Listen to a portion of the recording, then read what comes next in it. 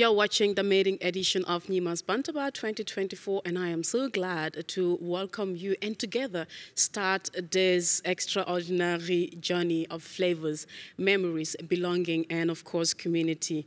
Today, we dive into the heart-warming stories and diverse cuisines that binds us together, explore the power of food, migration, and celebrating through the pages of this unique book, The Feast. Is a tapestry of backgrounds, cultures, and ages. In this book, we encounter 15 heartfelt stories told through recipes. These aren't just culinary delights, they are journeys back to the kitchens of childhood, tales of celebration, culinary between cultures, and stories of settling in new places like Berlin. I am your host, Nyima Jadama, and you're watching us from our ALEX studios on ALEX Berlin. The Fest. Ein Vielfalt von Hintergründen, Kulturen und Zeitaltern wurde kürzlich von Give Something Back to Berlin Open Kitchen Projekt veröffentlicht. Das Kochbuch, das als kulinarische Brücke zwischen den Kulturen dient, spielte eine entscheidende Rolle bei der Forderung von Verbindungen, Gemeinschaften und Migration durch die transformative Kraft des gemeinsamen Essens. In diesem Buch geht es nicht nur darum, Brot zu brechen, sondern auch darum, Barrieren auf einem Teller nach dem anderen abzubauen.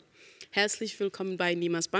Mein Name ist Nyima Jadama. Heute werden wir über das Thema Rezepte der Zugehörigkeiten, eine kulinarische Reise durch Migration und Gemeinschaften. Zusammen mit meinen Gästen von diversen Kulturen, Hintergründen. Mit mir ist Ricarda.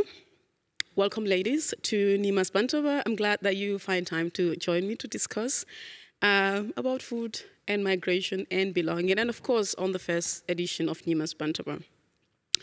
First, I will ask you, Ricarda, the manager for the Open Kitchen Projekt von Give Something Back to Berlin since 2016, right? Maybe that's, yeah, it's quite interesting how you could actually come up with this amazing craft, you know, connecting food and migration, creating a sense of belonging for people who live, I would say, home away from home, and then, you know, reflecting on their memories. Tell us, how did this idea came about? For the book? First of all, congratulations once again. Oh, thank you. Yeah, a labor of love, honestly. It is. The idea for the book came about because I've been moving in that community for such a long time. As I said in the book, I took over the managing of the group in 2015-16, but the group's been running for much longer than that. Yeah. So the origin is in the refugee rights movement and the O-Platz occupation, you know, 2012, 13 to 14, also moving into the Gerhard Hauptmann Schule. And over all these years, you know, we just connected with so many incredible people, with so many incredible stories, and the recipes that are connected to those stories, to those people, and those moments of togetherness and of that feeling of home away from home. Yeah. And there's only so little you can do with like putting these stories on Instagram, you know, because they disappear. Yeah. You know, they're there, but they're not preserved in the way that they deserve to be preserved. Exactly. So my dream for a long time has been to create like a haptic object, an object also that can be sent out into the world, quite literally. Yeah. You know, all of us here have sent this book to so many people all across the planet to show them just how meaningful this space really is. And that's why we finally threw a lot of resources and overtime at it last year and finished it. Yeah, amazing. I mean, just chit-chatting before we start, you're like, we've worked on the book for like 5 years, and finally, and finally, here you have it. I've went through the book myself, and I'm like, wow, what an amazing stories, what an amazing ideas. And then, but going through your personal background, you are coming from a fashion and marketing industry, and all of a sudden food. I was like, it's quite interesting how people transform, you know, get into stuffs. Yeah. What passion is behind this? Why? Wow, that's a really good question. I think for me personally, I've always realized that the memories and the moments in my life that stay with me for the longest time are moments around the sharing of something, right? We get together, we share music, or we share food, or we, you know, we have these really quite instantly deep and meaningful, intimate connections with people through a shared experience that triggers all these very intimate, deep memories of childhood, of a sense of security, a sense of belonging, you know? And that's why I didn't last very long in marketing. I lasted about 2 years and ran away to India, and I just couldn't do it. Because I always needed that sense of connection with people. No, I mean, it's like I said, it's also one of my happy places, being with people, sharing, connecting, and so on. It's amazing sometimes how people think. But then now, Give Something Back to Berlin, an amazing initiative, like you said, like founded like over a decade, I would say. How did this come about? Because you've been working with them for over 10 years now, right? It's such a long time. 8 years. 8 years now, Or like I've been engaged with them like as a volunteer before that, so I would say it's going on 10 years, So tell us the aim. What was the reason why? The reason the organization was started is because we realized there was a random collection of like people with migration experience, much more privileged migration experience than the refugee community would have.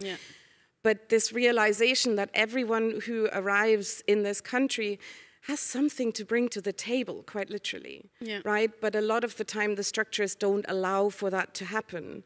You know, especially in Germany, there's a lot of bureaucracy involved, there's a lot of training involved before you can contribute to the society that you're moving in.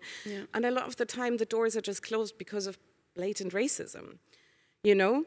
So what we try and do in this organization is give people a space where they can instantly contribute. Because by moving into the community and becoming part of the community, you are contributing. Even if on paper I don't even want to, we try not to distinguish between volunteers and participants so much because the boundaries are so fluid. Because we all co-create this community together. So I would say I benefit from this just as much as the next person, even though I'm technically in the management position. It doesn't really reflect my experience of the work that we do. Amazing. I'll just shift to my other guests. Thank you again, ladies, for joining. Malika, how did you find out about Give Something Back to Berlin first and then joining the Open Kitchen project? How did it come about? So I actually had a friend, Projekt, who was going there. And, you know, coming to Berlin, it can be an overwhelming experience. So there are so many, you know, cultures and identities in Berlin, as we've discussed, but you can also get a bit lost. And so he invited me, and he didn't actually tell me that much about it, but he said, I have a feeling you'll belong here. And I absolutely did. And I really think that as soon as you walk in the door, we were talking about it before, but you immediately feel like you belong. So everyone's coming from a different background. And I really think, even though, you know, in society we like to focus on the differences, but most people have more in common than they have differences. And so I believe that in the Open Kitchen, it brings together these things that we have in common. And one thing that we definitely all have in common is a love for food and a hungry belly. So that's something that we can all share together, even if our experiences are a bit different. That's amazing. That's amazing. And did you feel belonging now since you joined? I mean, for how long has it been since you found them? I think it's been about 2 years now. And I absolutely feel like I belong. It really does feel like a family away from home. And I think everyone says that. That's amazing. And Lauren, all the way from US to Germany, you know, of course, we're all from, except you, maybe from different continent, trying to integrate and learn the culture. For how long have you been in Berlin, and how did you find Give Something Back to Berlin? Yeah, I've been in Berlin for 2.5 years now. And I found Give Something Back to Berlin actually through Refugio, which is part of the space that our projects are housed in. I was finishing up my master's degree in the States, and I knew that I would be moving to Berlin already, and was researching kind of intercultural communities and places that are trying to collaborate. And I found Refugio, and I did an interview with someone from Refugio for my master's, and then was just following. Both things are kind of synonymous. They're very intertwined, and so was following them, heard about the Open Kitchen, and I think within 2 weeks of moving to Berlin, I visited Open Kitchen for the first time. So my Open Kitchen experience has been almost my entire Berlin experience as well, which is really special. Yeah. That's really definitely special. Ricardo, through this book, you came up with new creative solutions for challenging situations. I was like, were you able to achieve any situations through here? I mean, through the gathering of people sharing experiences. Can you rephrase that question a bit? I'm not entirely sure. Through the book, you came up with new creative solutions, tackling the challenges that people face in terms of belonging. Do you have any success story? Well, I would say the book kind of speaks for itself in that sense. Every person in that book has a very unique experience of migration, And we actually, at one point, we sat down and looked at the sort of portfolio of the participants and their stories, and we realized that the overwhelming majority of them has some form of refugee experience. It might not be here to Germany or first generation, but most of the people actually have that as part of their family history. Right? And I think what we've achieved through this book is giving people a space to really tell that story and feel like that story matters equally to someone else's maybe successful migration story, Because I don't... Sometimes we fall into this trap of celebrating good migrants, where we really like to celebrate and highlight people who achieve so much on the back of their migration, which is applaudable and admirable, but it doesn't reflect every person's reality, right? And I think what we're trying to do here is celebrate each individual's migration story and show people that they all matter equally. You're also a firm believer in the human need for connections, no matter what the person's background is. And you've also traversed a lot the continent across in different places, of course with a German background. I mean, what triggers this, and why do you think... I'm a firm believer for human connections. I think it's my natural curiosity, I guess, about people in general. But also I think I've been so fortunate that every time I go somewhere, I'm invited to become part of this proverbial village somewhere. I spent about a year off and on in India, moving in the Tibetan community there. And it was instantaneous. The feeling of being welcome and being a part of something and having something to contribute to the table, right? And that is something that builds and builds on top of each other. And I'm like 24 hours away from doing the same thing in Jordan, and the community is already there. I haven't been to Jordan yet, but there's already people waiting for me and my child, and they're already like sorting everything out because we all have this natural curiosity about who other people are, how they see the world, and I really I just want to celebrate that,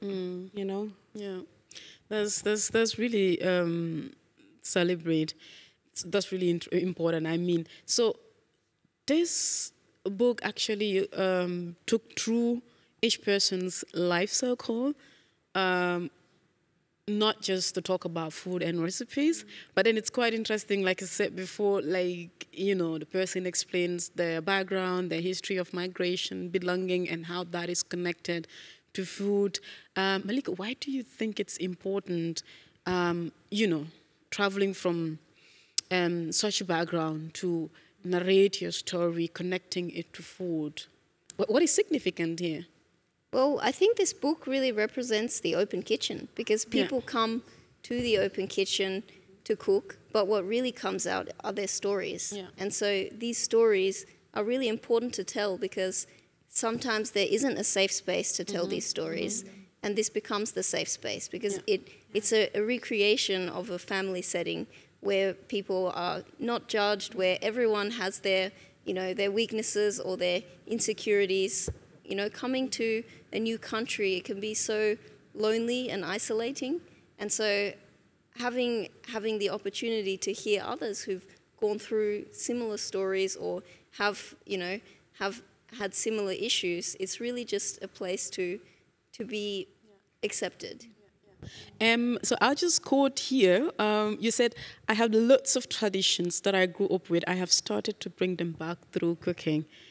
Do you cook often? I do. So I grew up in Australia, but my background is Uzbek, and my family, they came to Uzbekistan after the Soviet Union fell apart, and they really tried to hold on to their Uzbek culture. They had to repress their Uzbek culture in the Soviet Union, and they in Australia they were allowed to celebrate their culture. So they really tried to have their children be a part of this, and so we grew up having traditional food, you know, wearing traditional clothes. And I said in the book, the main dish, which is actually the dish that I chose for this book, I actually didn't like as a kid. I ate too much. And so I was always finding sneaky ways to not eat it. But it later becomes your favorite, right? And it later became my favorite. And that's interesting. And also like the diverse languages that you speak, right? I'm like, that's really talent. And also here you said you and your mother are both foreigners in different countries. You live in Germany and she lives in France. You followed her footsteps. How is she also like coping? You know, does he have like such an opportunity that we have in Berlin, like give something back to Berlin to say, okay, in France there is this, let me try and belong? She doesn't have something like this exactly, but she did have a few different pockets of connections. Other Uzbeks who've moved to France, for example. But she's a really inspirational woman. She's incredible. She's done that journey twice. So she came to Australia when she was 16. She had a dream of being a scientist, and she achieved it in a country where, when she came, she didn't speak the language. And then she did it again. She moved to France, and now she's working for the French government, representing France completely in French. And I'm amazed at her. And every time we meet, I also said in the book, we cook the traditional food together, because that's kind of like a home away from home. Yeah, and that is plov, right? It is, yeah. Yeah, we will talk about how to prepare plov. Is it plov, yeah?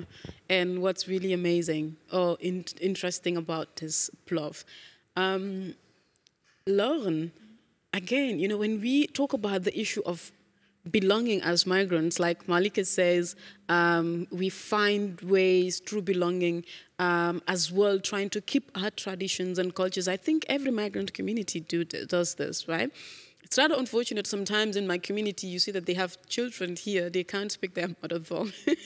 And I've seen how they struggle to do that, and I'm like, I wish my child would be like this. But it's quite interesting that you immigrate and still trying to maintain this culture and tradition, because I think that's you, right? But then again, you come to think of it, they say if you go to Rome, you live like the Roman people. Why aren't we not living like the Roman people and not to find ways to, you know, retain our cultures? Why don't we just belong? What is belonging for you? That's a great question, and one that I'm constantly exploring, even in my work professionally. And I think belonging is this feeling of connectedness that gives you a sense of safety and security. So it has to do with acceptance, being accepted for who you are, and knowing that you have a valuable place somewhere, and that with that, when your presence is not there, it's missed. And I think in our community, the Open Kitchen, when people aren't there, they are missed.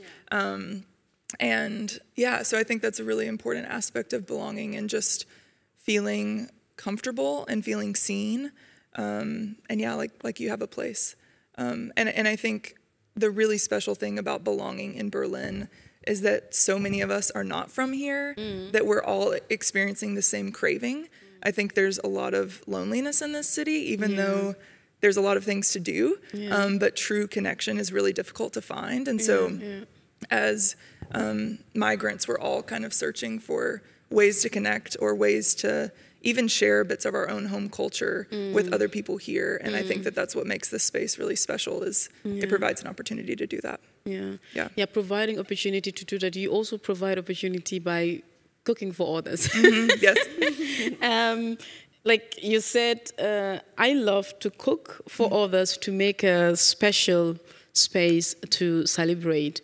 How often do you cook? Like, does it just come to you, or is it, okay, this is a space I'm going to cook? Like, how does it come to you? I love to cook for other people, and I work with a church here in Berlin, and we have a lot of our ministry based around the table. And so one of the parts of my job that I love is that I get to cook for people in that space. And I love to be really creative with what I cook. And so it's very rare that I cook the same thing twice. I'm constantly experimenting with new things. And I think the Open Kitchen and being around so many different cultures has also expanded my recipe book a little bit. But I really love just the gift of food itself and what this planet like provides for us in food, and cooking seasonally and really trying to highlight the gift that is food, and just to provide a sense of extraordinary in the ordinary. And so that's kind of how I approach cooking, particularly for other people, is there's so much going on, lives are busy, the city is a bit overwhelming sometimes, and so to provide something that's special and that feels like a safe haven through food, or just a celebration of life, and especially as migrants, like that we've made it another month or another year or however long, just to be able to celebrate more of life and see more of the beauty in it. That's kind of how I approach food. Yeah. I mean, it's quite interesting. One may come to think of it that, I mean, I always have this thought that young people do not have time to cook, right? I would only cook once a week over the weekend, and that's it for me. Because maybe during the week, like, I don't have the time for it. So I was amazed when I read through this and I saw there's so many diverse cultures and all young people, and I'm like, oh, so they are cooking. I mean, no, don't personalize this, but so from my culture, we grew up like learning how to do household chores. Like at the age of 5, 6, maybe somebody would know how to cook a rice. Maybe somebody would understand to see that this is how a recipe is done. Maybe somebody would be able to clean the whole house. So you grew up, and as a woman, like, it's a must. Like, if you don't cook, forget it. Like my grandmother would say, you will not have a husband. Because we have this tradition, or we believe that men should not cook. Men do not belong in the kitchen. The kitchen is for women, which I'm still like, what's that? But then, I mean, this is all the belief that we are all taught to believe in. This is what we know. And then come to Berlin or in the Western world, you see men cooking. And I'm like, oh, I wish we have this as well. Then you will not have the pressure of to learn to cook from the age of, I don't know, 5, 6, 7 to maintain your matrimonial home. You see how different and diverse cultures are, right? Yeah. Right? It's just like an exam you have to pass. Pass through to get to the next level. However, Ricardo, I was going to ask you, like I said before, food actually also, food connected to celebrations, especially powerful in provoking memories of home. And I was like, what memories especially connects home with this book? When we talk about home, this is your home. Well, right? I'm also not native to Berlin. I grew up in the west of Germany, but Germany is your where home. I grew up. Right. Yeah. So how does this connect you personally? I think what's so special about these foods that we connect to home is the repetitive nature of them, right?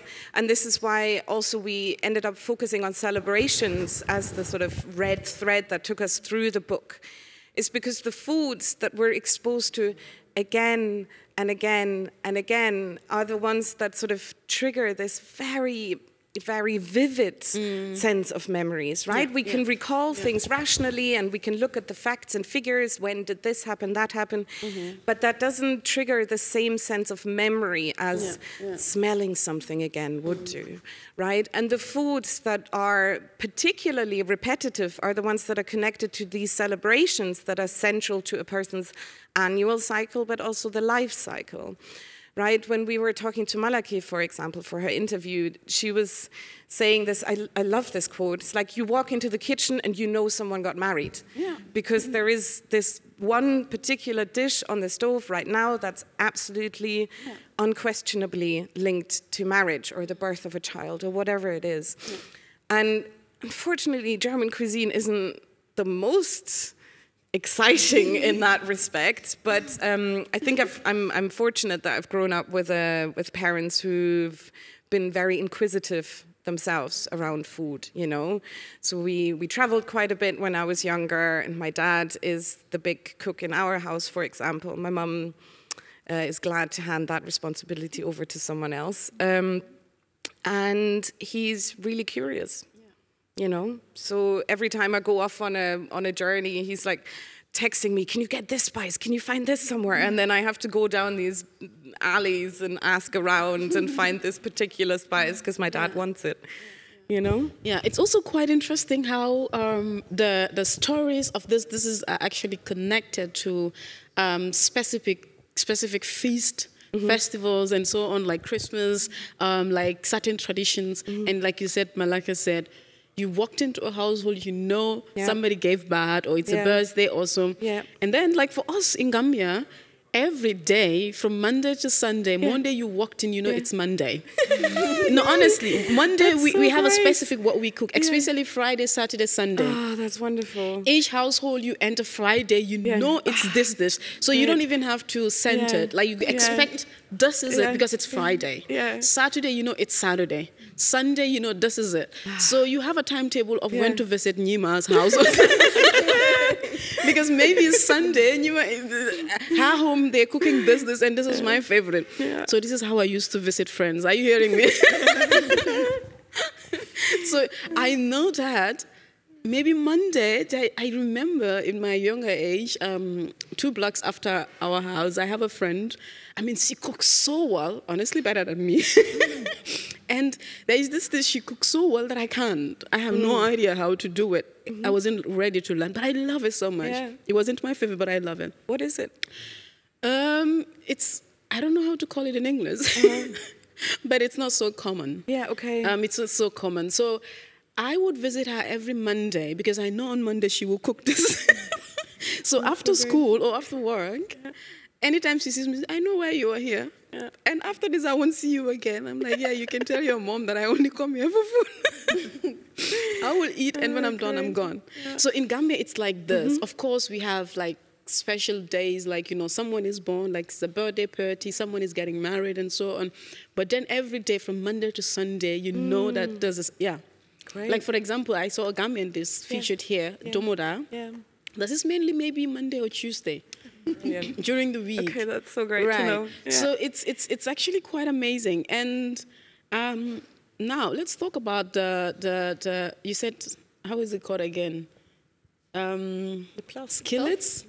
Oh, the skillet coffee cake. The skillets and the coffee cake. Yes. It's actually prepared in Christmas in the US. Yes. Right? It's why is it? Why must you wait till Christmas to prepare this? And what is so special about it? For Christmas. I think one of the really special things about food is that it's tied to culture, but it's also tied to family. And so this is a recipe that's really tied to our family. I don't know how many other people cook this at Christmas, but it's something that's synonymous with Christmas for me.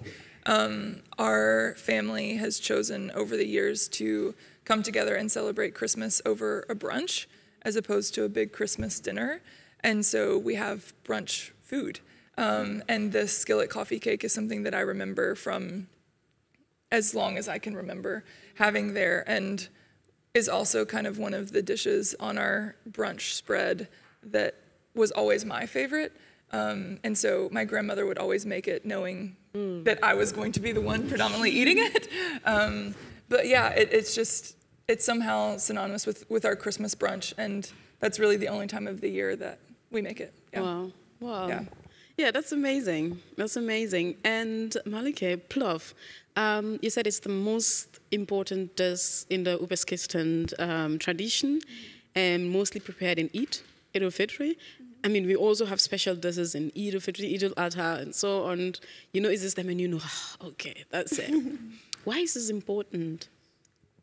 Well, actually, it's prepared at every celebration, but I think Eid is especially important because, in the Soviet Union, Uzbeks weren't able to celebrate Christmas. We're not able to celebrate Eid, and so in Australia we had Christmas, and so that was always like the big celebration in the country. But in our family, we had to create this celebration of Eid, and I think that's why it's important. Okay.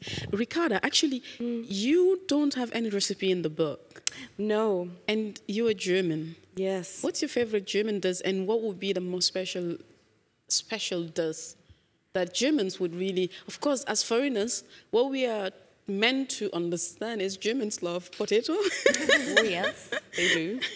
Yeah. Okay, so I think to me that's kind of a twofold approach to that question. So to me as a person, I write about this in the foreword of the book, to me as a person, the food that's probably most intricately connected to my memories of childhood, of my memories of like my parents providing food for us, to these sensations of being held and loved and safe. That's a cheese sandwich. Käsebrot. I know, it's like massively controversial, and when I told my friends, everyone gave me so much trouble for it. But it is that thing that I remember, like being on the dining table, being the thing that I come home starving from school, and there it is, and someone is looking after me, and I feel safe, and I feel seen. Wow. So to me, that's like rye bread, butter, and cheese. And it couldn't be more simple, but it's that thing, that feeling of, you know, connectedness to all those memories, and all those people are a part of those memories that makes it so special for me. Yeah. And I wouldn't say it's a particularly German traditional dish or anything, but it is that food to me that gives me that sense of belonging and connection. As for actual German foods, you know, it's not as bad as people make it out to be, but it's also just not as exciting as other cuisines. I mean, it's not exciting, but it's not bad. It's not bad. It gets the job done. You know, you're full afterwards. There you go. You know, and now you can go off and work. That's kind of what German food is. Yeah, you know? I have a friend that used to say, like, for me, food is, as long as there is salt, there is pepper. Yeah, okay. It is, or if he cooks, you'll be like, I think it's eatable. Okay, great. I'm like, no. Don't tell me it's eatable. That's not the objective of cooking. No, it the really objective isn't. of cooking is to eat, and you know, wow. No. And sometimes he will cook, he'll be like, I actually wanted to cook this, but I think it turned out to be this. But don't worry, it's eatable. You can eat it. That's nice. Yeah, so in case you're just joining us, we are actually talking about Recepts of Belonging, a culinary journey through migration and community from the Open Kitchen project from Give Something Back to Berlin. This project has been running on since 2016. Officially, I would say. 2012. Okay, so since 2012. Since 2012, and since then, the project or Give Something Back to Berlin have been putting people together through food, trying to find their identity, belonging, and connect their childhood memories through food, exchange, get to know each other, and feel safe at home, away from home. So this is Nyimas Bantabar, and it's interesting. I'm actually enjoying the conversation. Malika, also totally away from food. You're a professional web designer. Rin, of course, you already said this, grew up in Australia from an Uzbek migrant background. You're currently creating an app called Gibi, an AI language learning tool app. But then again, no, let's talk about this app first. How did you come up with this? Because I mean, AI is something new now somehow, and people are so fond of it. It's amazing. What is this Gibi app all about? So basically, it's about helping especially migrants and expats integrate comfortably. So I was talking, for example, about my mother. So she came to Australia and her English was terrible. She was fired from her first job because her English was so bad. And it's unfortunate because she was such a hard worker. She was very highly educated. And a lot of the times when migrants come, they're very educated and they want to work in jobs that they're qualified for, but unfortunately they have to take positions that they're overqualified for. And some of the times it's because of the language barrier. And sometimes they might go to language courses, they'll have language tutors, but they won't be able to learn the industry-specific knowledge. For example, a scientist or a lawyer, an architect, they won't learn that from courses. So that's where I identified a gap where an AI is able to do that. The AI is trained with all the industry-specific knowledge, and because they'll have this kind of friendly tutor that holds their hand, they don't have to feel judged or embarrassed. That's another thing, is that often migrants, they feel they can be so intelligent, but when speaking a second language, you can feel like your intelligence is being stripped of you. You sound like a child. So having that that tutor that can really understand your needs and also help you get the job that you need, get the connections that you need, speak to your mother-in-law and have that, have these wonderful connections that language learning can really bring. That's the app that I'm working on. Wow, that's really amazing. Is it already officially established? Where can one find this app? So at the moment it's still in beta, so it's not open to the public, but you can definitely check it online. Okay, yeah, that's interesting. Congratulations. Thanks. I look forward to trying the app myself. Lauren, you are passionate about human flourishing and enjoys working with international communities to see them thrive. Currently working with a church startup in Berlin. You spend time cultivating community and creating safe spaces for people to ask questions about faith. Faith is something in our younger generation that most people don't believe about. It's quite interesting. One of the culture shocks I have, you ask people, I don't have religion. I'm like, okay, that's interesting. Tell us a bit about your work and how do you get connected to this? Yeah. So I work with a church startup in Prenzlauer Berg called Community Church. And yeah, we're focused specifically in this neighborhood, but are open to all sorts of people, but want to be an international worshiping community where people can come and explore.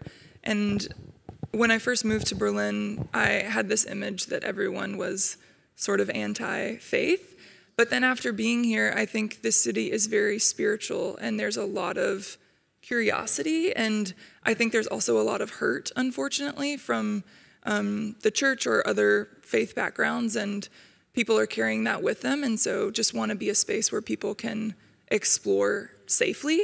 And so just trying to provide a sense of belonging, a sense of community with our church, but a place for people to discuss and to ask questions and to be heard. And I have a lot of really close personal relationships with people who have been hurt but still want to believe. And those relationships are the thing that's why I do what I do, because I want people to feel heard. And ultimately to find God, because I think that is how human flourishing happens, is when we're in a right relationship with God, but just providing a space in this city where there's not many spaces for faith dialogue. That's what I do. That's amazing. Ricarda, we go back to give something back to Berlin. You have so many different projects, right? Yeah. Not just the Open Kitchen. Tell us about what other projects that you have.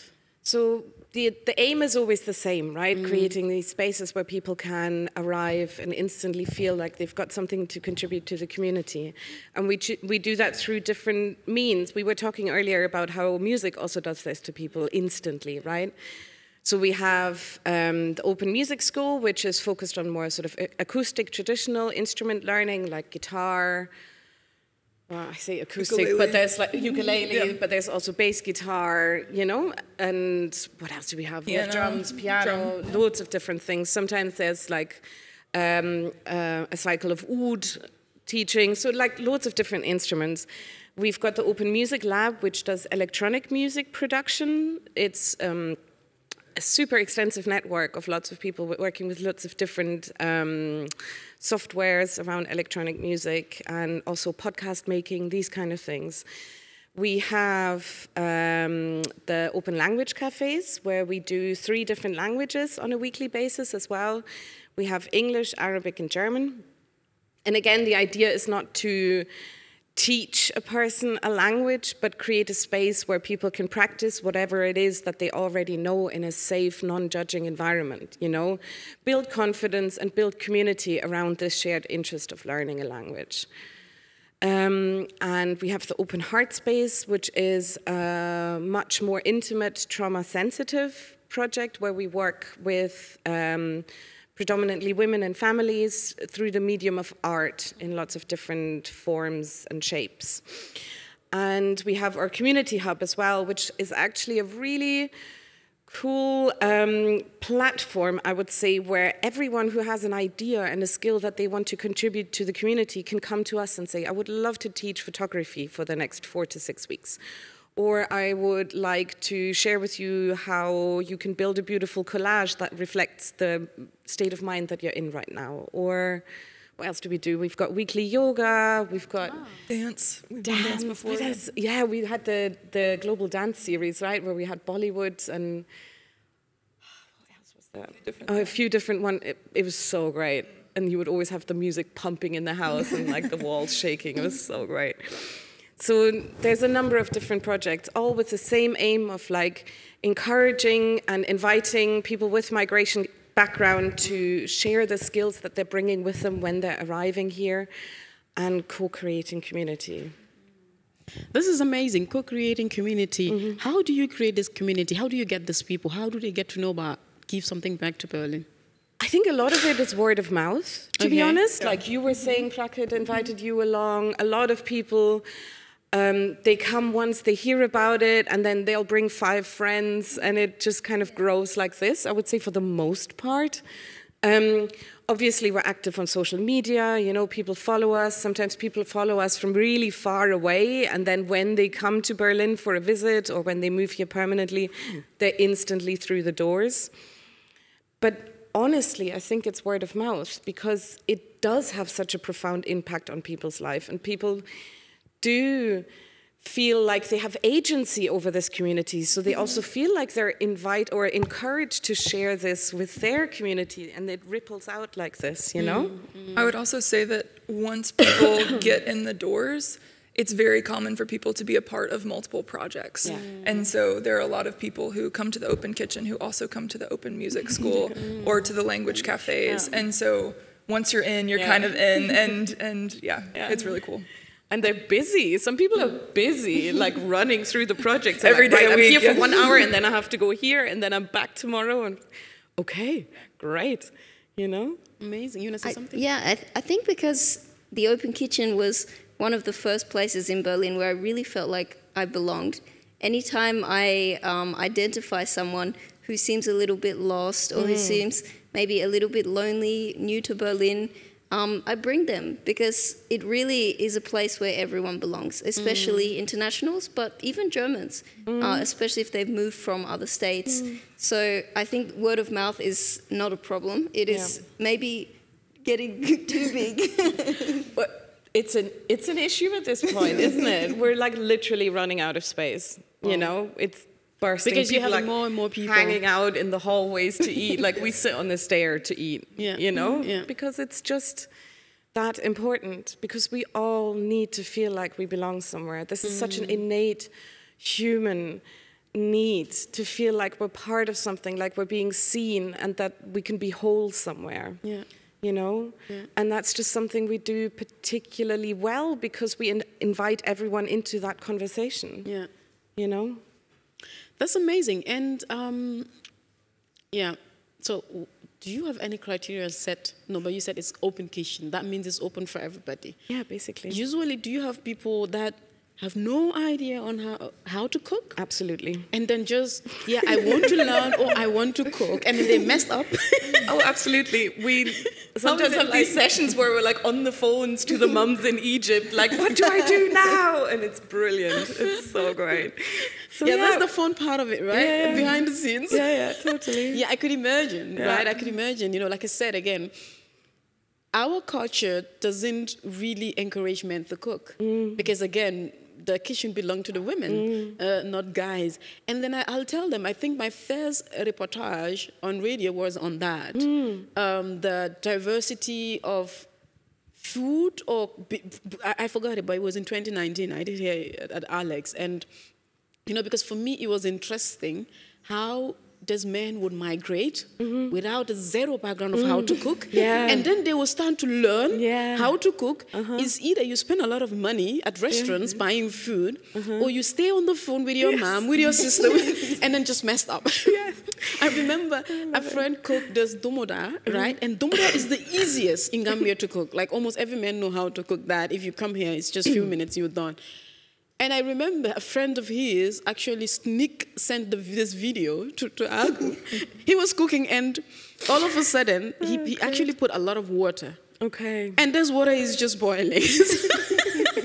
And usually the domoda is thick at the end. And then he just sent the video, was like, and he was calling the name of the friend. This thing has been boiling for minutes now. I have no idea. It's over an hour. What is happening? My daughter is not ready. You know, I keep that video and I will reflect to watch it and just laugh. And I'm like, what a silly. Great. Like every guy knows how to cook domoda. But no. You know, so I was like, how is this possible? And then these are challenges. And we would mockingly tell them, I met some German that would say, Gambian guy, they only cook domoda and chicken. And I'm like, they do it wrongly.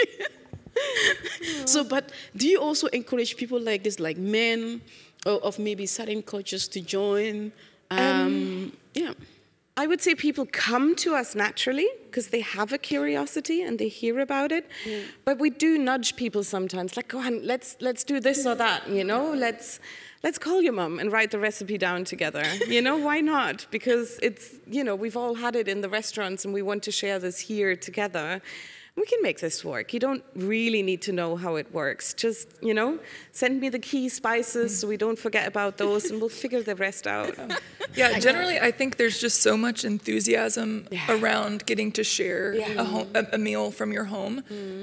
And so even if you don't know exactly all of the steps, people are just really excited to be able to share that piece of themselves and to see other people connect with it so deeply. So we, a couple of weeks ago, had a really delicious meal and everyone was so complimentary.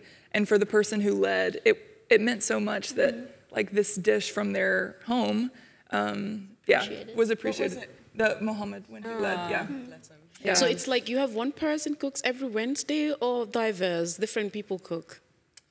So we mix it up a little bit, and so a couple of times a month we try to have someone lead cuisine from their home culture, and then sometimes we just put together nice seasonal recipes. So it's a collaborative effort for sure. But I think we do a good job of trying to get a little bit of everything throughout the month. sometimes the result is also really creative. Yeah. Like I remember once we made dumplings and everyone made their own style of folding. Yeah. And it was hilarious. You had like little ducks and little hearts and then the traditional folding and then maybe someone just, mushing it together. And honestly, it was so much fun. And I think it's the same with chopping. You have different chopping styles, but it all goes in. And I've never had a bad dish. No, never. At the Open Kitchen. No. Somehow. Okay. It works. Yeah, that's amazing. Yeah. I don't know if you guys also have this culture. Like for us, we, cooking, it's called food and nutrition, is also part of our syllabus, right? Actually, just for women. Yes, you start this at the, I think, Abitur time? Yeah, no, before Abitur, Realschule, right? So it's part of a syllabus, and you do this once every week, like every Friday. Actually for women, and you will cook from them. And I remember my first dish was domoda, and I was happy that it turns out well, because my grandmother never believed in me. Oh, bless you.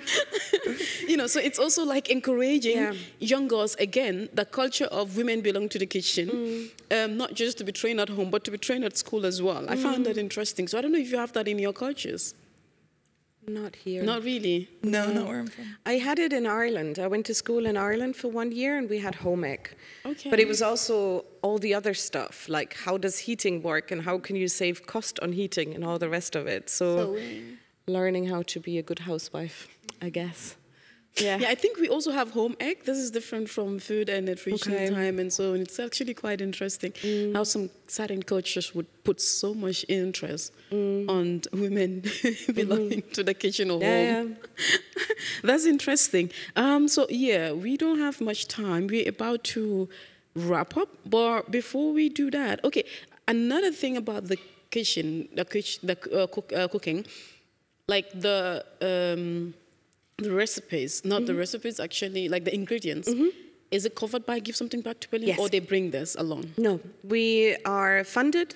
All our projects are funded, which means that all of our projects are completely free for you to participate in. Oh, nice. Yeah. And how does one find you? If you're new in Berlin, you are an international, I would say, because I think the word migration, we should look at it.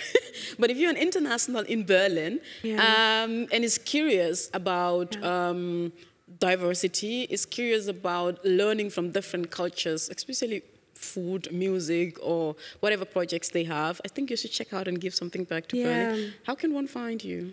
So we are based at Refugio, which is close to Hermannplatz, Lenaustraße 4, in Berlin-Neukölln. And we have projects running in the evenings from about 4:35 onwards, Monday through Thursday. So if you come, you can also come a bit earlier. The Refugio has a really lovely volunteer-run cafe. You can hang out there. You'll find us who work there run up and down the stairs all the time. You can stop us and sit us down for a coffee and just ask all your questions. And honestly, the thing is, people often approach me, I want to become part of the community, I want to volunteer, and what I usually say is just come along.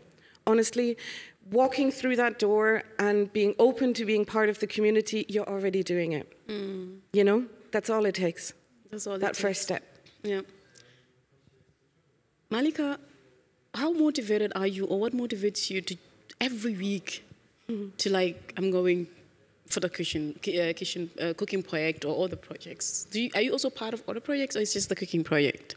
I drop into other projects, but I'd say the Open Kitchen and also the Open Languages is what I'm most a part of. And I think just having that familiarity, it really is like the family away from home. So that's easily the answer. Do you also have the same feeling, Lauren? Do you feel that I'm bored, I need to go out, or I just want to have my me time? I like to be involved in things, and to be involved particularly in community, and this is a very meaningful community, and so there's a certain sense of responsibility, I think, as well, which a lot of people who come each week feel, and so I feel a sense of responsibility to this community, which keeps me coming back. Ricardo, do you distinguish these diverse cultures and backgrounds of internationals, like migrants, of course, refugees and asylum seekers? Do you also have this other community more participating, or you have more immigrants from across the world joining? we don't ask. That's interesting. People don't need to prove anything to us. They don't need to prove that they're entitled to being part of this community. So we don't really ask, which is why I can't really give you statistics.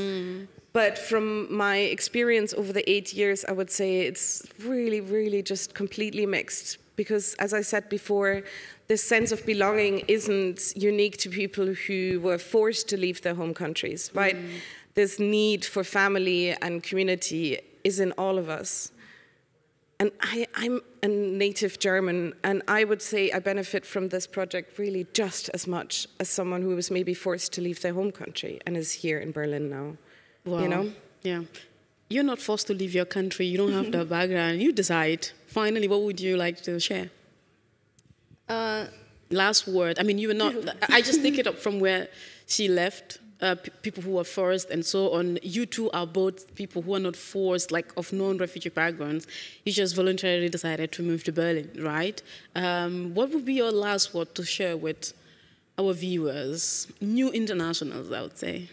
I think every single time I've moved, I've opened up a part of the world and a part of history in a way that I didn't even know existed. So I think that once you move the first time, you kind of catch a bug.